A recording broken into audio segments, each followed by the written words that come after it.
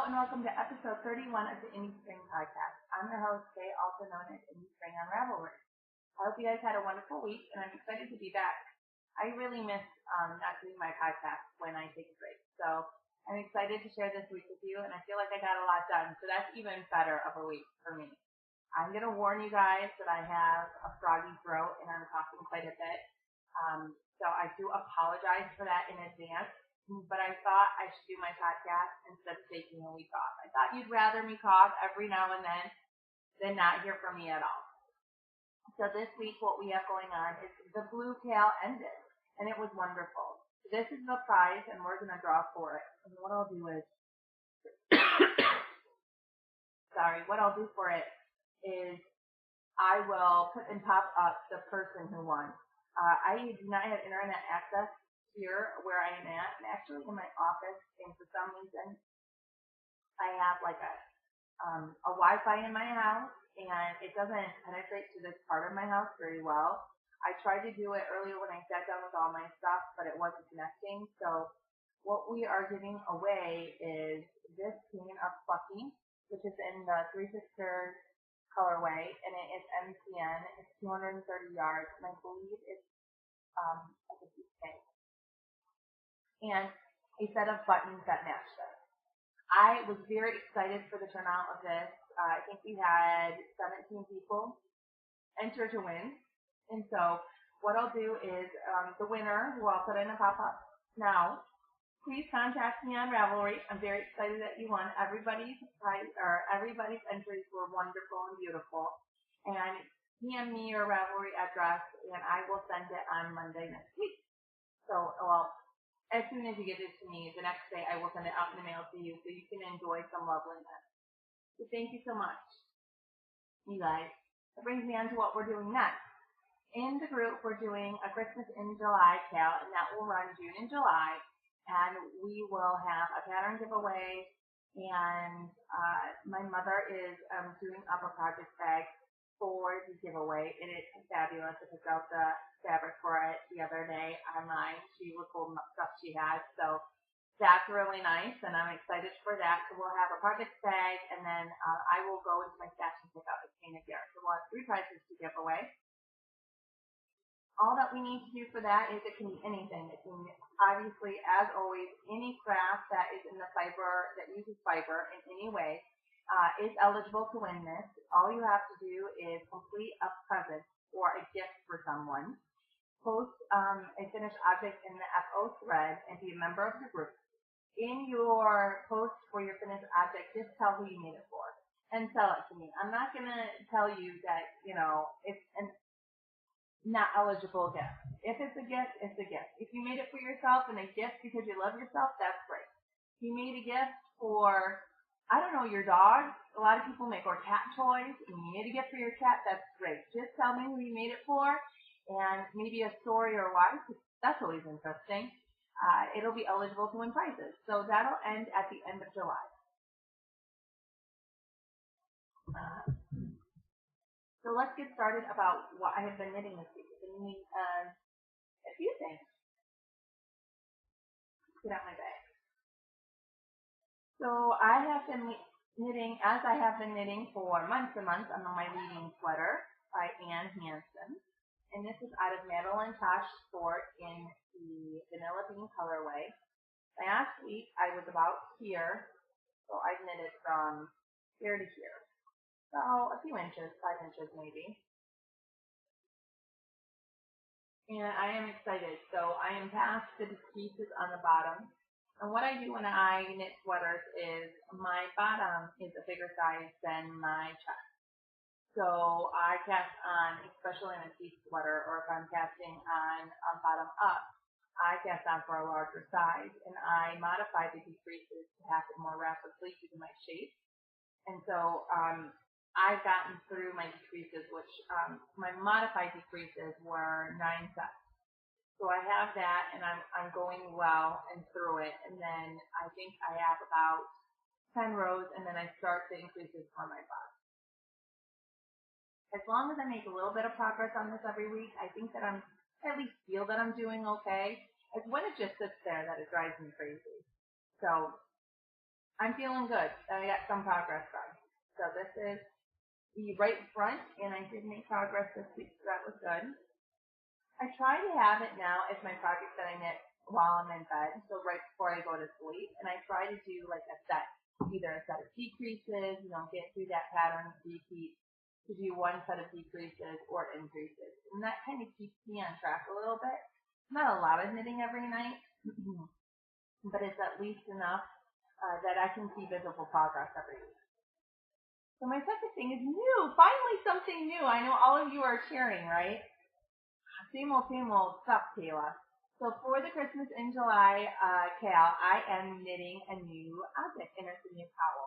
This is out of a verb for keeping warm, and it was a limited edition. I got this at the Black Sheep Festival at least 5 years ago, and it is 70% baby alpaca and 30% silk, and it's a bigger skein that they had for the festival.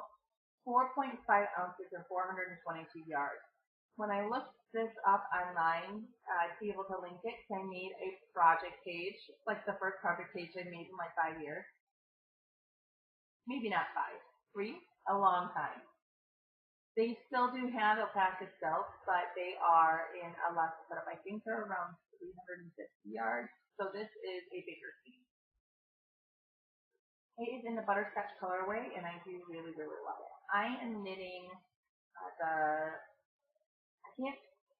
I think it's called curtain cowl, and I'm calling it my Christmas cowl, and I'll get it real close.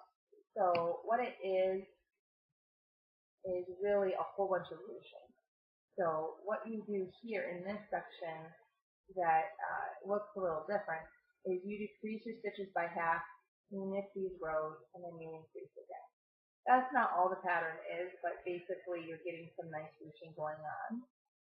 And this yarn is decadent. It is so amazingly soft, and the halo on it is really, really nice. I'm knitting this on size 5 US signatures, and I really do like the super point tip. It's just flow out of it.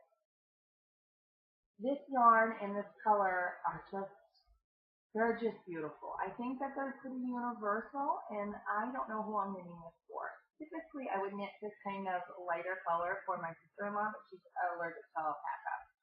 Part of the reason this skein has been sitting for so long. When I bought it, I didn't know she was allergic to alpaca. So I don't know. My mother is going to back in Michigan see if she's allergic to alpaca, and if she is not allergic to alpaca, I might go to her. But the pattern, this cowl pattern does call for something with silk on it or a lot of drape, and both the alpaca and the silk have a ton of drape. So I hope to get through a few pattern repeats, and this won't take me too long.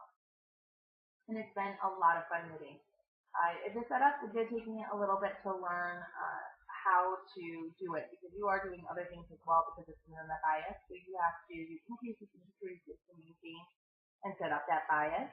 But now that I have it, it's memorized. It's memorizable. I've memorized it, and I can do it quite quickly now without looking at the pattern. So it is a pretty brainless pattern and a good pattern, I would say, to kind of charge through something. All right. What's up next? Finished objects. I finished something. Finished 2 things. Isn't it amazing? Sometimes I really can't believe it when I've been knitting on stuff for forever. So this is the cowl that I have been knitting, and this was out of the Plucky Knitter in her MTN Light, I believe, and it was in the Hottie Toddy colorway, and so it is super wide. This is wide, and I do really like it, but this is going to be a gift for my nephew's girlfriend for her graduating high school gift. They are both going to school in northern Michigan, somewhere that is super cold. So I know this will get a lot of use, and it is really nice and soft. The MTN has just enough cashmere in it to give it a little bit of a halo and really a nice drape and a good hand. So it is really awesome. And what I'm showing you now is right in there, right here is my Kitchener stitch. Is it right there?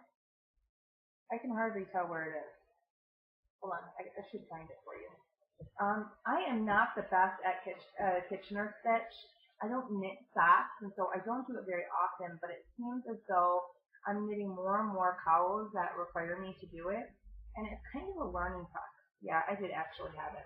It's right there. There are some stitches that are a little bit bigger, but overall, if you're far away from it at all, you cannot tell. So if I was to knit this again, what would I do? There's a few things. I would probably decrease the width of this. I mean, it is at least that wide. And so really, although I could double this up slightly, I could double it. It would be really tight. The bulk from the width really is going to prevent somebody from doing it. On the other hand, it's nice that it's so wide because you can fold it over to put it underneath your coat, and it's going to cover my entire width. And she is teeny tiny. She's not my size at all. She's super, like I'm like here and she's like here. So for her, it will totally cover her entire width, and it will be nice under the coat and nice and warm. I do think that it lays really nice.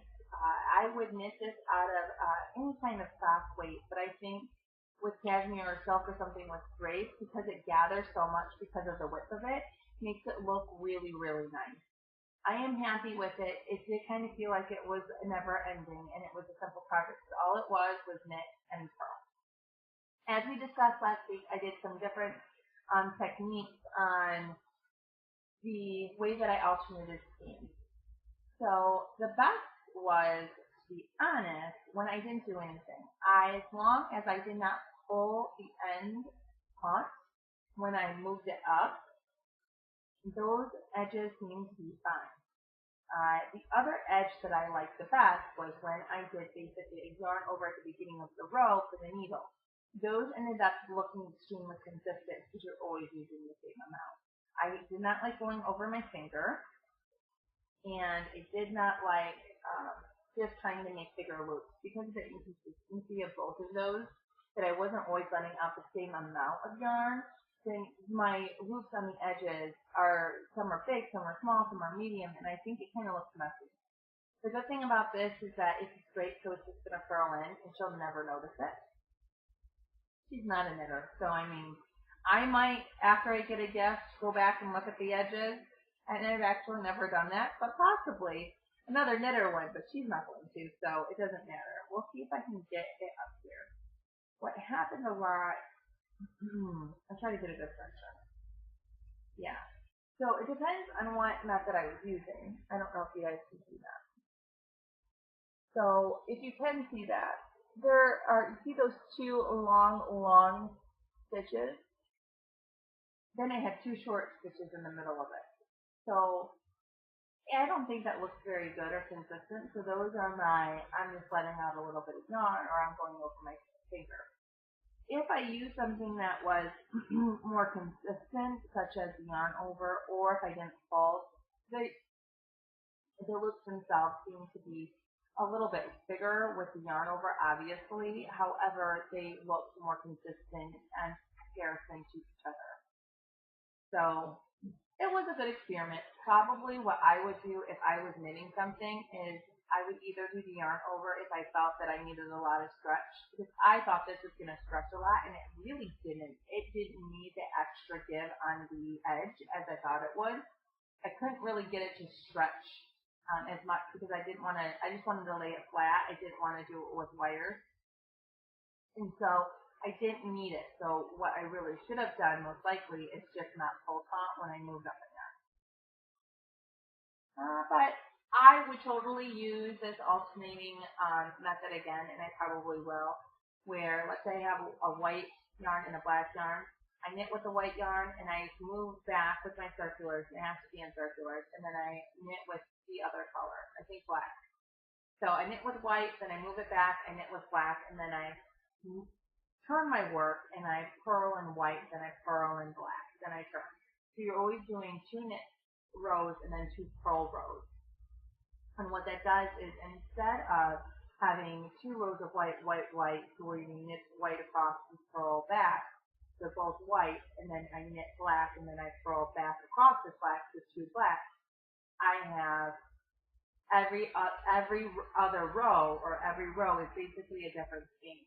And it really does blend them artfully. Here, I can hardly tell that there are any such difference in the skeins. It looks like one skein of yarn for sure.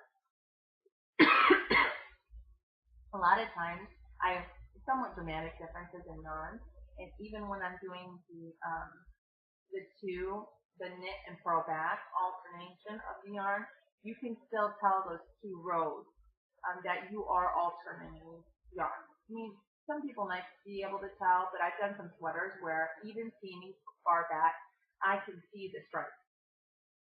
And so what I would do in those cases is I would do every row.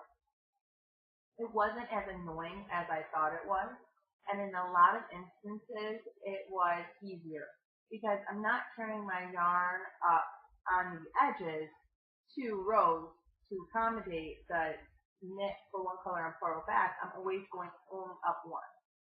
So I didn't feel like I had to fudge as much on that, and that's something that I always worry about when I alternate skeins. But this will be off to Michigan. I have to do that today and grab it. You know, I am out of focus and I have no idea why. So I'll be right back. Hi you guys, sorry about that. It wouldn't refocus, it was really weird. So I'm back and we're talking about the second finished object that I have. So I finished my fingerless knit. Awesome. And so this is what they look like. This is the first one. And this is the second one. This one I did knit at a tighter gauge. I like this one better. So when I knit them again, I'll knit this one. There's 2 ways to wear these. And so this is just a pattern from my head. I will put these on my project page today, and I will write up what I did in case anybody wants to do it as well. I really like long fingerless knits that are over my elbow and go up. So if I make these just to be sleeves, which I do this depending on the action that I'm going to be completing when I'm wearing them quite often. The reason why I didn't really make a thumb is that if I knit this, so like this one, the hole is right there, and you kind of scrunch it up a little bit, you cannot tell there's a hole there. And I didn't really want a thumb poking out, because I wanted the option to be able to do both. Most likely, most of the time that I wear these, I will be wearing them using the thumb hole. So using the thumb hole, that's what they look like. And I got giant man hands, as we've talked about several times, because I'm not at all self-conscious about my man hands. My mother did inform me when I talked to her about this, and I was going to give them away as a gift, and then I feel bad that there's one is striping and one is pooling. She watched my last episode and saw them, and she said, well, Kayla, it's really in right now for something to be the same but different. And so I guess I really can give these away as a gift, so I might give these away to my sister-in-law or to my niece.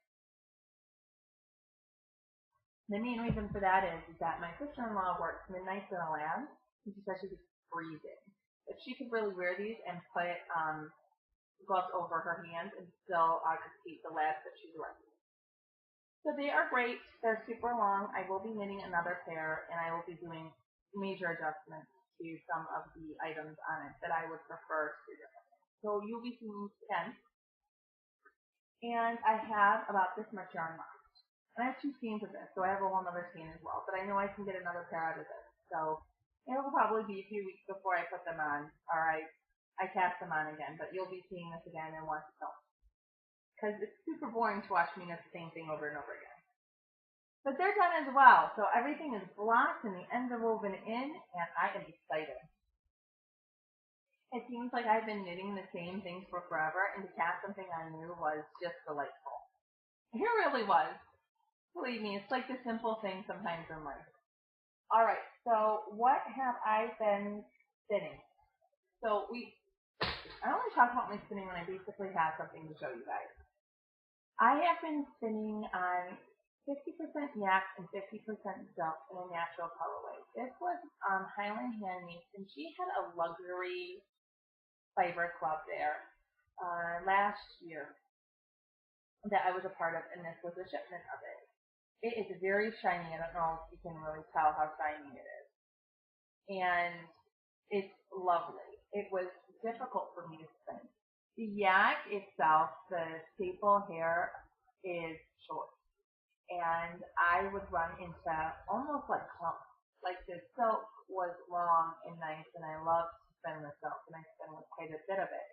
But the yak would then kind of almost become in, I don't want to say chunky because it makes it sound like it wasn't blended well. It wasn't necessarily that. It was just that I would hit one where it had 10 more fibers and then the last yard. And so it's not as even as I would like. I did get better over time with it. And I'm pretty happy with my outcome. So this is 4 ounces of yak silk. What I'm going to do is I have 2 bunks of 3.5 ounces of yak silk in a dyed colorway. So I'm spinning those right now. I'm about 1 ounce into the first bump, and I'm going to 3-5 them together. So we all know how much I love 3-5 and see how it goes. But I did finish this, and that felt really good because it took me a long time. It was a lot of trial and error for the yak silk for me. And I was a little petrified to try it, but I jumped in and I did the solid colorway before I did the dyed fiber because I had 4 ounces of this and those I have 3.5. So at least I got to practice for a half an ounce before I'll have fun. And then I will probably, with the leftover that I have on this, I will just never apply it. So I have trim or something like that. So I'm moving forward on my knitting. I know I never show you guys, but I really do knit. I try to try to spin like 2 or 3 days a week at night instead of knitting. All right. And then the second thing I want to talk about is what I'm going to do for the Christmas and July KAL. I knit for people all the time. So this is basically my regular knitting. But instead of giving it away immediately, I'm going to keep it until Christmas, so I'm not so stressed out.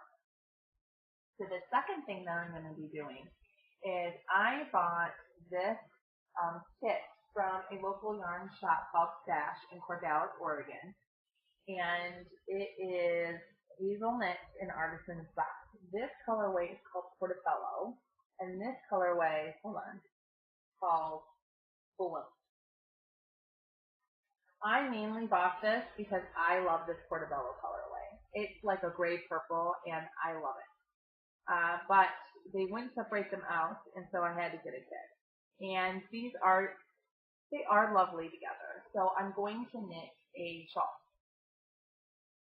Shawls are a bit tricky for me for gifts, and I think it's mainly because a lot of people look at a shawl and they don't know how to wear it. So mainly what I knit when I knit gifts for other people, if I don't know them well, or if it's on prospect gifts like this is, because I don't know who it's going to be for, I try to knit longer shawls that are more like scarves that have a little bit of depth. Crescent shape is pretty popular for me. And so I looked all the way through the Patterns on Ravelry, and I think the next thing I'm going to cast on is the pendulum. And so once I get done with the towel I have on, I'm going to go ahead and wind this up and go with the pendulum. I looked and looked for about 2 hours the other day, and a lot of them, while lovely, are very triangular. And when I've given those before, people tell me they don't know how to wear them. They're like, it's really pretty, but what the heck? It's not like a long scarf that they can buy in the store. So I was wondering, what could we do to kind of fix that? I mean, could I have like a photo tutorial? Is there something I don't know about out there where someone offers a product where you can like, I'll pay for it, I'll pay for the PDF, that you can have a triangular shawl and then it shows all the different ways that you can wear it, and I can stick it in an envelope with a gift? Because wouldn't that be awesome? Say, here's an knitted gift. I know it's something you can't get in the store, which is part of the fun, and these are all the different ways you can wear it. I think that would make my life a lot better. But I'm not a graphic designer, and my art skills are about that of a 2-year-old, at least for drawing. All right. I don't have any enabling this week. I've been super a good girl.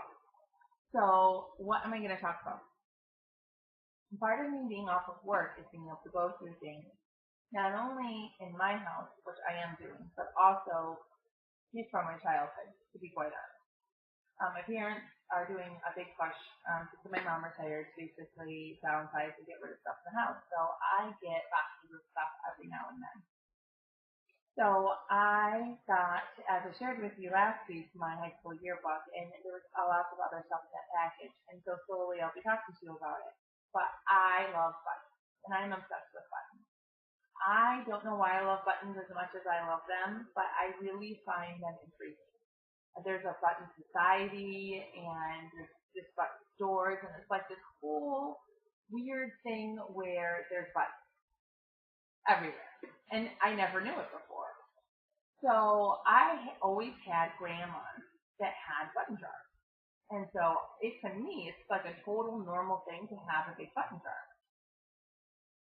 My mom's mom has passed away, and I got part of her button jar about a few months ago, and I went through it all and cleaned it, categorized it.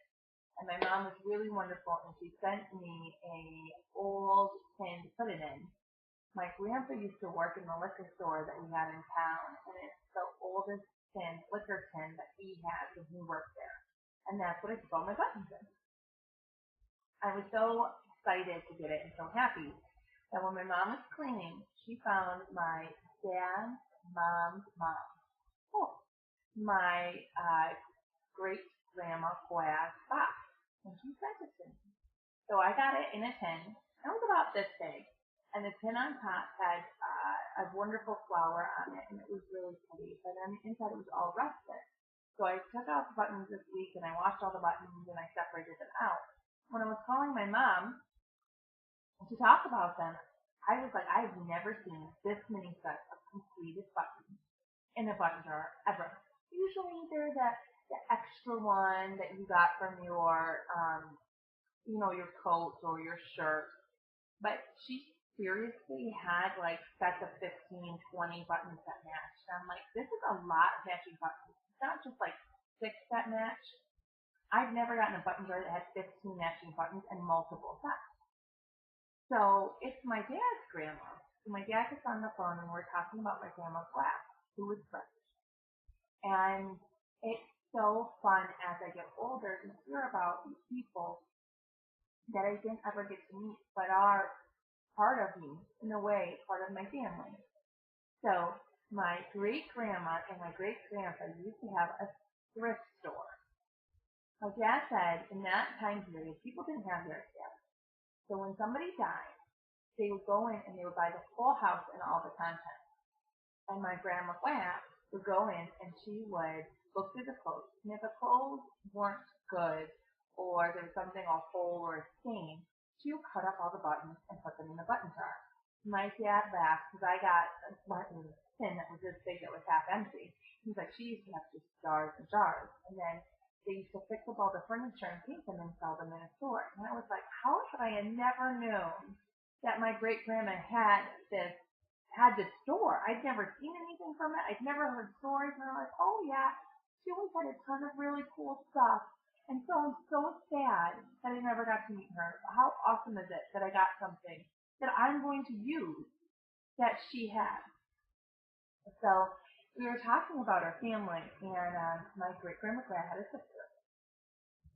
And in those days, when they had the shop, they had a party line. And unfortunately, both of my grandma Glad and my great-aunt husband died early. And so what they would do is they would call each other on party lines. And I don't know if you guys remember what party lines are. Some of you may not know. They're basically one line. But everybody, maybe not in town, but of an area, uses the same phone line. So I could be talking to you, and a third party could pick up and hear our conversation.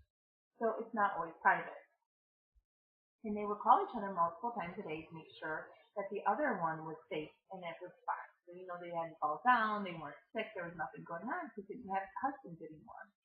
And I said, well, that's kind of be a really, really, kind of blah. You can't talk about anything confidential. You couldn't even gossip. My mom goes, you never met your grandma Glad. And I'm like, no. And she was like, they all spoke French fluently. So my mom said that whenever they heard someone else answer or pick up the line, they would switch to French so they could talk about whatever they wanted. And I was like, that's actually pretty cool. I wish I could do that with my friends and just, drop into another language so no one can know what we're talking about. And then she said, well, it sounds really great until you're the person who doesn't know the language. My mom says whenever she used to walk into the kitchen, they would all switch and start talking French. My mom didn't know French because she's Polish.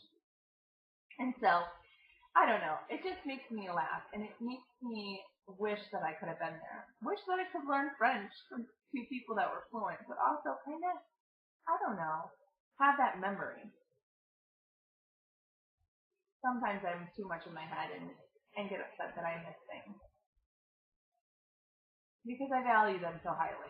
The things that I do remember and the time I do spend with people, I really cherish. But now I have a button box, and let me tell you, there's some Stabo buttons in there that I know you guys will be seeing. So hopefully this is a little bit entertaining. It's kind of like Rants and Raves, but not kind of. It was a family story, but what's up next is I need to find some pieces of furniture that she had that she redid because they gotta be awesome. So you guys, I hope you have a wonderful week, that you get some knitting and some time for yourself and you knit with some love. We'll see you next week. Bye y'all.